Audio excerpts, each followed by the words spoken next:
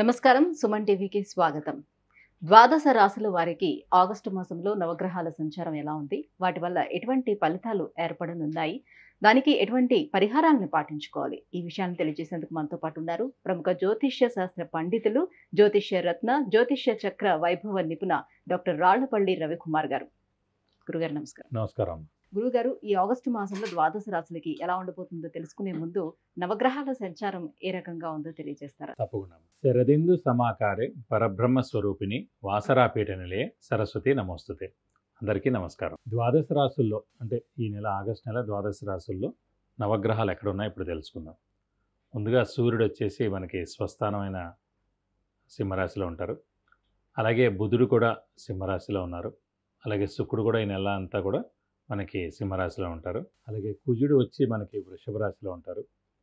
గురువు వచ్చేసి మనకి వృషభ రాశిలో ఉంటారు.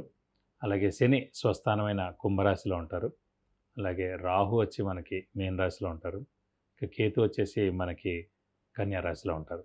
ఇవి ఈ నవగ్రహాలు ద్వాదశ రాశుల్లో ఈ నెలలు కూడా ఈ స్థానాల్లో ఉంటారు. గురుగారు, ఈ ఆగస్టు మాసంలో మిథున రాశి వారికి ఎలా ఉండబోతుంది? వాళ్ళకి ఏ గ్రహాలు అనుకూలంగా ఉన్నాయి? తప్పకుండా. మిథున రాశి అనగానే మనకి మృగశిర 3-4 పాదాలు, ఆరుద్ర 1, 2, 3, 4 పాదాలు, పునరుసు 1, 2, 3 పాదాలు, ఈ నక్షత్రాల సమూహం మనకి మిథున రాశిలోకి వస్తుంది. ఈ రాశి వారికి పర్వాలేదని అనిపిస్తుంది. ఎందుకంటే ముఖ్యంగా శని పర్వాలేదు, అలాగే రాహుకేతులు కూడా పర్వాలేదు. గురుబలం మటుకు తక్కువగా ఉంది. ఎందుకంటే గురువు ఏ స్థానంలో ఉన్నారు కాబట్టి.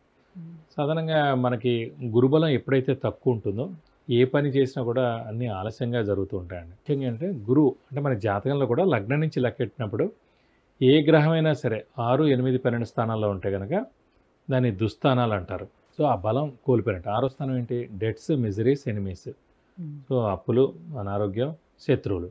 సో మంచి గ్రహం అక్కడ 6వ స్థానంలో ఉండిపోయింది అనుకోండి, సో శత్రువులు ఎక్కువ ఉంటారు, అప్పులు ఎక్కువగా ఉంటాయి, అనారోగ్యం ఎక్కువగా ఉంటుంది. ఇంకో గ్రహం అష్టమంలో ఉందనుకోండి, అష్టమ స్థానం ఆయుష్ స్థానం, మరణం, యాక్సిడెంట్ స్థానం. సో ఇంకో గ్రహం కూడా పోయినట్టు. అలాగే వ్యయస్థానం అంటే 12వ స్థానం. 12వ స్థానం అంటే కనుక ఖర్చు స్థానం, నిద్రస్థానం. సో ఖర్చు పెట్టినా కూడా మన డబ్బులన్నీ అయిపోతుంటాయి. అంటే ప్రాఫిట్ లాస్ చూసుకున్నప్పుడు ఇప్పుడు వీళ్ళకి వ్యయ స్థానంలో ఉన్నారు. వ్యయ స్థానం అనమాట. సో అలా అందుకే ఏ గ్రహమైనా సరే మన జాతకంలో కూడా లగ్నం నుంచి 6, 8, 12 స్థానాల్లో ఉంటే విపరీత నష్టం ఉన్నట్టు. గోచారీత్యా కూడా మన రాశి నుంచి 6, 8, 12 స్థానాల్లో గ్రహాలు ఉంటాయి కనుక అవి నష్టంగా చూపిస్తాయి అన్నమాట. సో ఇప్పుడు మనకి వ్యయంలో ఉంది కాబట్టి గురువు దేనికి కారకుడు? ముఖ్యంగా ధనానికి కారకుడు, దైవబలానికి కారకుడు, దైవానుగ్రహానికి కారకుడు, అలాగే శుభ ఫలితాలన్నీ ఇచ్చేదానికి కారకుడు. సంతానం అవనివ్వండి, అలాగే వివాహం అవనివ్వండి, మంచి ఉన్నత ఉద్యోగం అవనివ్వండి, ఉన్నత చదువు అవనివ్వండి, అలాగే గృహ వాహనాలు అవనివ్వండి, ఏవైనా సరే అన్నీ కూడా శుభాలు ఇచ్చే గ్రహమైన గురువు వ్యయ స్థానంలో ఖర్చు స్థానంలో ఉండిపోయాడు. సో గురుబలం చాలా తక్కువగా ఉంది. అంటే ఎంత మీ మానవ ప్రయత్నం చేస్తున్నా కూడా ఈ ఏడాది ఏమీ ఉండదు, మిశ్రమంగా ఉంటుంది అన్నమాట. కాబట్టి మనం మౌనంగా ఉండడం ఉత్తమం ప్రస్తుతం. సో ఎందులో అయితే మనం సక్సెస్ అవుతాం అంటే జ్యోతిషం ఒక్కదానికైనా మెయిన్గా ఉపయోగపడేది అంటే శ్రమ, కాలం, ధనం వ్యర్థం కాకుండా ఉండడానికి. శ్రమ అంటే ఎంతో కష్టపడిన దానికి ఉపయోగం లేకపోతే వేస్ట్ ఎలాగో, అలాగే కాలం ఎంతో కష్టపడతాం, కాలం వేస్ట్ అయిపోతుంది. అలాగే ధనం ఎంతో మనం ఏదైతే సక్సెస్ కామో అందులో మీరు పెట్టుబడి పెట్టి అదంతా టైం వేస్ట్ అయిపోయింది అనుకోండి, కాలం కూడా పోయినట్టు. సో శ్రమ, కాలం, ధనం వ్యర్థం కాకుండా ఉండడానికి జ్యోతిష్యం సహకరిస్తుంది. ఏ వేలో వెళ్తే సక్సెస్ అవుతారు, ఏ వేలో వెళ్తే ఎంత టైంలో సక్సెస్ అవుతారు, అలా ఎందులో పెట్టుబడి పెడితే మీరు సక్సెస్ అవుతారు, ఇవన్నీ కూడా మనకి చూపిస్తున్నాడు.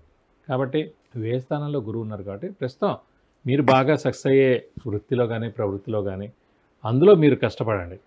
అంతేగాని అక్కర్లేని వాటిల్లో కష్టపడడం, స్పెక్యులేషన్స్ జోలికి వెళ్ళడం, మధ్యవర్తిత్వం వహించడం, అనుకోకుండా వ్యాపారంలో ఒకటేసారి పెట్టుబడి ఎక్కువగా పెట్టేయడం, ఎక్స్పాన్షన్కి వెళ్ళిపోవడం, ఇవన్నీ చేస్తే కనుక ఖచ్చితంగా నష్టం చేకూరేందుకు అవకాశాలు చాలా ఎక్కువగా ఉన్నాయన్నమాట.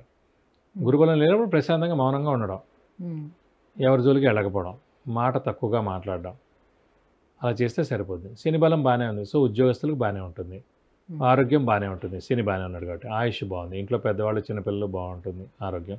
గృహిణులకి మానసిక ఒత్తిడి తగ్గుతుంది, గృహిణులకి చాలా బాగుంటుంది, చిన్నపిల్లలు కూడా చాలా బాగుంటుందని చెప్పుకోవాలి. గురుబలం లేదు కాబట్టి వాళ్ళకి మరి ఆర్థికంగా నిలదొక్కునే అవకాశం లేదా ఇప్పుడు? అంటే ఉందండి, అలా ఏం లేదు. సో ఎక్కువగా ఆర్థికంగా మనం చెక్ చేసుకున్నప్పుడు ఏంటంటే ఉద్యోగస్తులకి ఏం పర్లేదు, ఎందుకంటే ఉద్యోగస్తులు ఫిక్స్డ్ ప్రతి నెల ఇంత శాలరీ వస్తుంది కాబట్టి దానిలో మనం జాగ్రత్త పెట్టుకుంటాం.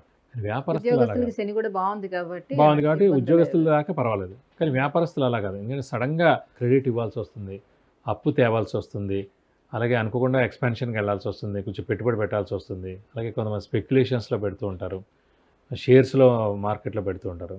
కరెక్ట్గా మనం పెట్టంగానే బాగానే ఉంటుంది అది, ఇక మనం పెట్టిన తర్వాత నుంచి అది రేట్ రాదన్నమాట. సో అందుకే కొంచెం జాగ్రత్తగా ఉండాలి. ఈ ఏడాదంతా కూడా కొంచెం మనం ఇలాంటి విషయాల్లో జాగ్రత్తగా ఉంటే కనుక మంచిది. గురుగారు మరి వివాహ ప్రయత్నాలు చేసుకునే వాళ్ళకి ఎలా ఉంటుంది?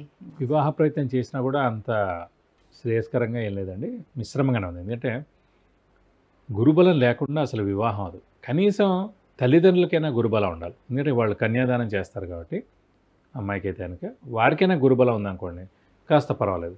మిథున రాశి వారు ప్రస్తుతం అయితే గురుబలం లేదు. వాళ్ళ తల్లిదండ్రులకి ఎవరికైనా సరే 2, 5, 7, 9, 11 2, 5, 7, 9, 11 స్థానంలో గురువు ఉంటే కనుక వారి కన్యాదానం చేసే యోగ్యత ఉంది కాబట్టి వారి బలం రీత్యా ఈ అమ్మాయికి అవుతుంది. లేదు ఎప్పుడైనా ఒకటే అండి, ఎంత జ్యోతిష్యం ఉన్నా కూడా మనం మనస్ఫూర్తిగా రెడీగా ఉండాలి. వివాహం విషయంలో, అయితే సంతాన విషయంలో, ఒక గృహ విషయంలో, వాహన విషయంలో, ఉన్నత చదువు విషయంలో, ఏదైనా సరే మనం 100% పరిపూర్ణంగా కష్టపడితే ఖచ్చితంగా అవుతుంది. అందుకని మనది ఏం కష్టం లేకుండా అయిపోవడం అనేది అంత ఈజీ కాదు. సో కాబట్టి మానవ ప్రయత్నం మటుకు ఖచ్చితంగా ఉంటే కనుక కుదరచ్చు. నెక్స్ట్ ఏడాది జరిగేందుకు అవకాశాలు ఉన్నాయి. రాహుకేతుల సంచారం మిథున రాశి వారికి ఎలా ఉంది? ఎటువంటి ఫలితాలను ఇస్తున్నాయి? రాహుకేతులు మటుకు చతుర్థ స్థానం, దశమ స్థానంలో బాగున్నారు కాబట్టి ఉద్యోగస్తులకు ఏం ప్రాబ్లం ఉండదు. ఉద్యోగ విషయంలో బాగానే ఉంటుంది. ఎందుకంటే దశమ స్థానంలో రాహు ఉన్నాడు కాబట్టి అంటే కొత్త ఉద్యోగ ప్రయత్నాలు ఏమైనా చేస్తున్నా కూడా చేసుకోవచ్చు. సఫలీకృతం అవుతాయి. చేసుకోవచ్చు, ఖచ్చితంగా వచ్చేందుకు అవకాశాలు ఉన్నాయి. దానికి గురుబలంతో సంబంధం లేదు, దానికి శని బలం ఉంటే చాలు. సో శని మెయిన్గా వృత్తికారకుడు, ప్రొఫెషన్ కారకుడు కాబట్టి శని చాలా బాగున్నాడు కాబట్టి ప్రస్తుతం మిథున రాశికి అధిపతి బుధుడు, శని మిత్రులే కాబట్టి భాగ్యస్థానంలో ఉన్నా కూడా తప్పకుండా మేలే చేస్తాడు. కాబట్టి ఉద్యోగ అవకాశాలు మటు ఖచ్చితంగా బాగానే ఉన్నాయని చెప్పుకోవచ్చు. గురుగారు మరింత మంచి ఫలితాలు ఏర్పడేందుకు మరి ఎలాంటి పరిహారాలను వీళ్ళు పాటించుకుంటే గురుబలం కూడా తోడవుతుంది వీళ్ళకి?